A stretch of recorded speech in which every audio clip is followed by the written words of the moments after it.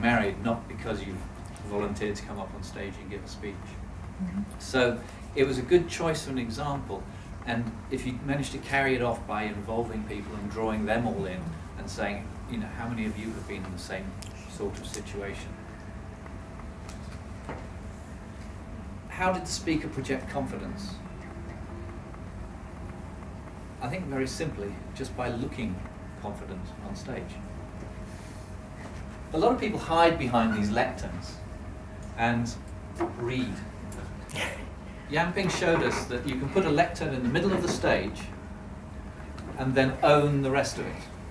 Take her time and come back to the lectern, check her notes, let everyone digest the last mouthful that they were given.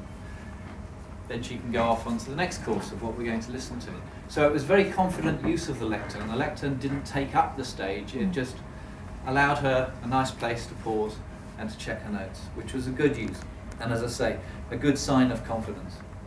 Very good pauses in the vocal variety, as we've heard before. And how many of you were actually inspired by this journey? That's right. From somebody who felt that she couldn't speak even on her greatest day, her wedding day, to somebody who volunteers to take on the most difficult speech in Toastmasters. That is an incredible journey, and it is inspiring. Using other people, examples of where they've gone, their inspiring journeys as well, means that it's not just all about me, it's about Edwin and his successes. It's about the other people who were mentioned tonight and their successes. And again, if you've been able to manipulate that into, and it's about all of you and your successes, and why you're here today, and why you come to Toastmasters once, twice, 3 times a month if you go to other groups. Just for the record, 7 times.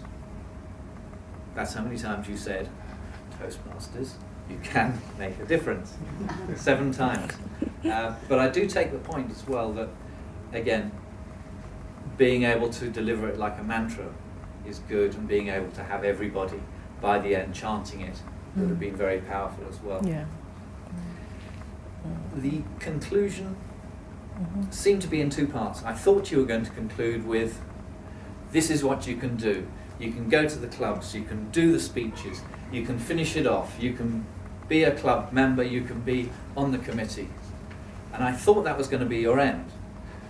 But then you came back with the club's purpose, and I'm surprised that wasn't brought at the beginning. And I wasn't sure if the end had exactly the same amount of bite as the bit had just before the end. But it was an inspiring speech. It was a very difficult speech to give, and I encourage all of you to follow Emping's excellent example.